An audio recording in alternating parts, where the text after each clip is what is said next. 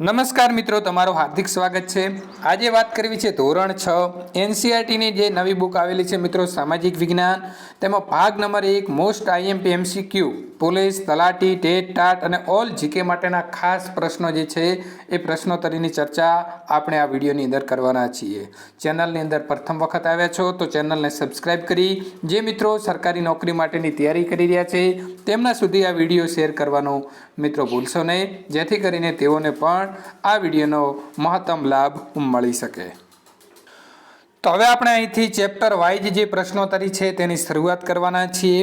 ચાલો ઇતિહાસ જાણીએ। ચેપ્ટર નંબર 1 છે તેના એમસીક્યુ જોઈશું। મિત્રો, પ્રથમ તમે જીસીઆરટીની જે આ એનસીઈઆરટીની બુક છે વાંચી શકો છો અને ત્યારબાદ તમે રિવિઝન માટે પણ અમારા પ્રશ્નો જોઈ શકો છો, અથવા તો આ પ્રશ્ન જોઈ લો છો તો તમારે બુક વાંચવાની પણ જરૂર રહેશે નહીં। ભારતના સૌથી જૂના સિક્કા કયા છે? તો પંચમાર્ક જે છે, પંચમાર્કના સિક્કા જે છે ભારતના સૌથી જૂના છે।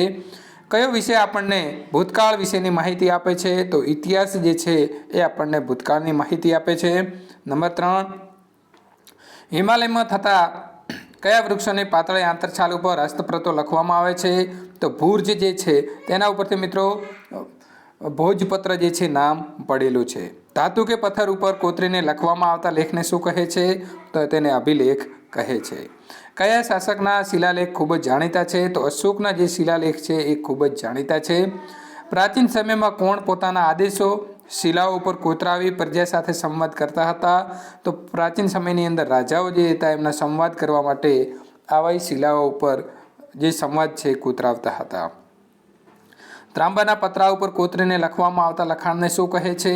તો મિત્રો તેને તામ્રપત્ર કહે છે। ભારતમાં કઈ સદીના પંચમાર્કના સિક્કા મળી આવ્યા છે? તો ઈસવીસન પૂર્વે 5મી સદી। ઐતિહાસિક સ્ત્રોતોનું અધ્યયન કરનારા કયા નામથી ઓળખાય છે? તો પુરાતત્વશાસ્ત્રીના નામે ઓળખાય છે। ભારતમાં કેટલા વર્ષ પહેલાં અનેક શહેરો અસ્તિત્વમાં આવ્યા હતા?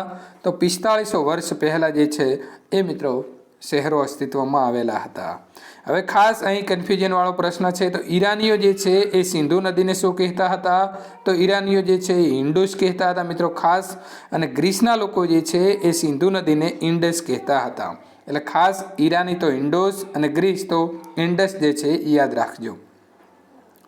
કયા વેદમાંથી આપણને ભારત નામ જાણવા મળે છે? તો મિત્રો આપણા 4 વેદ છે એમાંથી સૌથી જૂનો જે ઋગ્વેદ છે એમાંથી ભારત નામ જાણવા મળે છે। ઈસવીસનની શરૂઆત કયા ધર્મના સ્થાપકના જન્મ વર્ષથી કરવામાં આવે છે? તો ખ્રિસ્તી ધર્મના। ખ્રિસ્તી ધર્મના સ્થાપક કોણ હતા? તો ઈસુ ખ્રિસ્ત। ઈસવીસન 2020 એટલે ઈસુ ખ્રિસ્તના જન્મ પછીના કેટલા વર્ષ? તો 2020 વર્ષ। પથ્થર ઉપર કોતરીને લખવામાં આવતા લેખને શું કહે છે? તો શિલાલેખ કહે છે। બીસી, તો બીસી એટલે શું? તો બિફોર ખ્રિસ્તી, ઈસુ ખ્રિસ્તીના જન્મ પહેલાનો સમય। એડી, તો એનો ડોમિની એટલે કે ઈસુ ખ્રિસ્તીના જન્મ પછીનો સમય। બીસીઈ, તો બિફોર કોમન ઇરા, તો સામાન્ય યુગ પહેલા। પ્રશ્ન નંબર 21, હસ્તપ્રતોમાં કઈ કઈ ભાષામાં લખાણો જોવા મળે છે? તો સંસ્કૃત, પ્રાકૃત અને તમિલ ભાષાની અંદર જે હસ્તપ્રતો મળી આવી છે એનું મિત્રો લખાણ આપણને મળી આવ્યું છે। ઇતિહાસ જાણવાના સ્ત્રોત કયા કયા છે? તો તાડપત્ર, ભોજપત્રો, અભિલેખો, શિલાલેખો, તામ્રપત્રો, સિક્કા, જૂની ઇમારતો, ઓજારો, મનુષ્ય અને પ્રાણીઓના હાડકાં, ખંડેરો, પ્રવાસ, ડાયરી, માટીના વાસણો વગેરે।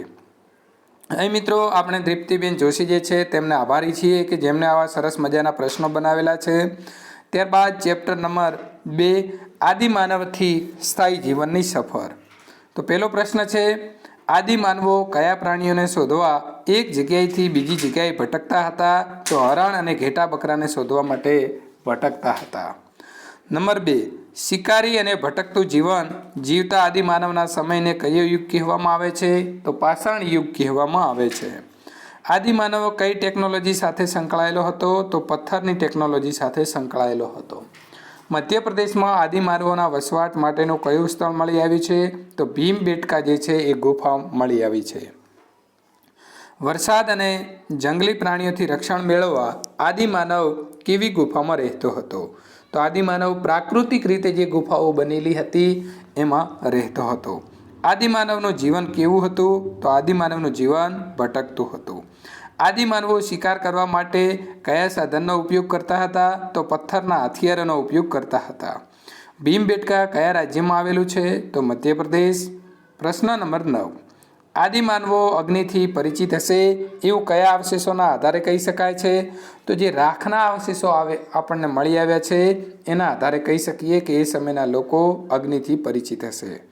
દક્ષિણ ભારતમાં કઈ ગુફામાંથી રાખના અવશેષો મળ્યા છે? તો કર્નૂલ જે ગુફા છે એમાંથી રાખના અવશેષો મળી આવ્યા છે. કેટલા વર્ષ પહેલાં આદિમાનવ અગ્નિનો ઉપયોગ કરવા લાગ્યો હતો?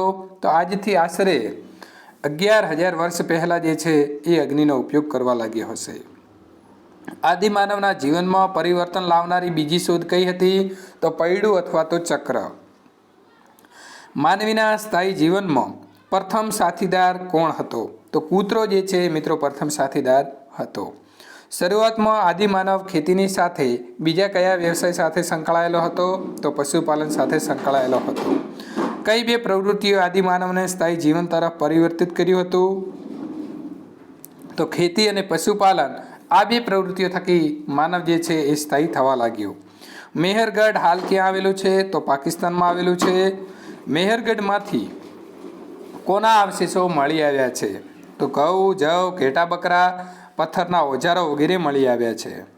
બિહારના કયા પુરાતન સ્થળેથી ભેંસ, બળદ અને ઓજારોના અવશેષો મળ્યા છે? તો ચિરાંદથી આવા જે છે મિત્રો આપણને ઓજારો મળ્યા છે.